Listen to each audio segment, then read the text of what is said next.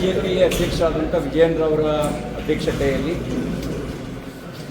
ಕೇಂದ್ರದ ಭಾರತೀಯ ಜನತಾ ಪಾರ್ಟಿಯ ರಾಷ್ಟ್ರೀಯ ಪ್ರಧಾನ ಕಾರ್ಯದರ್ಶಿ ಮತ್ತು ಕರ್ನಾಟಕದ ಉಸ್ತುವಾರಿಯಾಗಿರ್ತಕ್ಕಂಥ ಶ್ರೀ ರಾಧಾಮೋಹನ್ ಅಗರ್ವಾಲ್, ಸಹ ಉಸ್ತುವಾರಿ ಸುಧಾಕರ್ ರೆಡ್ಡಿ ಅವರು, ಹಾಗೆಯೇ ಸಂಘಟನಾ ಪರ್ವದ ಕರ್ನಾಟಕದ ಉಸ್ತುವಾರಿಯಾಗಿರ್ತಕ್ಕಂಥ ಪೊನ್ ರಾಧಾಕೃಷ್ಣ ಅವರ ಜೊತೆಗೆ ರಾಜ್ಯದ ಕೋರ್ ಕಮಿಟಿಯ ಸಭೆ ವಿಸ್ತೃತವಾಗಿ ಚರ್ಚೆ ನಡೆಸಿದೆ. ನಾವು ಸಾಮಾಜಿಕ ನ್ಯಾಯವನ್ನು ಪರಿಗಣಿಸಿ ಸಂಘಟನಾತ್ಮಕವಾಗಿ ಮುಂದಿನ 3 ವರ್ಷಗಳ ಕಾಲ ಜಿಲ್ಲೆಯನ್ನು ಸಮರ್ಥವಾಗಿ ಮುನ್ನಡೆಸ್ತಕ್ಕಂಥ ಮತ್ತು ಎಲ್ಲರನ್ನೂ ವಿಶ್ವಾಸಕ್ಕೆ ತೆಗೆದುಕೊಂಡು 3 ಹೆಸರುಗಳನ್ನು ಕಳಿಸಬೇಕು ಅನ್ನುವಂಥ ನಿರ್ಣಯವನ್ನು ಮಾಡಿದೆ. ಆ ನಿರ್ಣಯ ಏನೀಗಾಗಲೇ ಕೇಂದ್ರದಿಂದ ಕೆಲವು ಮಾನದಂಡವನ್ನು ರೂಪಿಸಿದೆ. ಅದು ವಯೋಮಿತಿ ಇರ್ಬೋದು, ಸಂಘಟನೆಯಲ್ಲಿ ಹಿಂದೆ ಅವರು 2 ಬಾರಿ ಸಕ್ರಿಯ ಸದಸ್ಯರಾಗಿ ಕಾರ್ಯನಿರ್ವಹಿಸಿರೋದಿರ್ಬೋದು.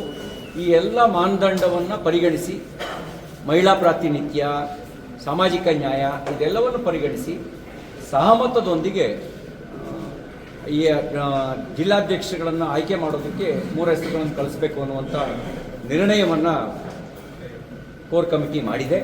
ಕೋರ್ ಕಮಿಟಿಯಲ್ಲಿ ಈಗಾಗಲೇ ಕೆಲವು ಹೆಸರುಗಳು ಕೂಡ ಚರ್ಚೆಗೆ ಬಂದಿದ್ದಾವೆ. ಆ ನಿರ್ಣಯವನ್ನು ಮಾಡಿದ್ದೀವಿ.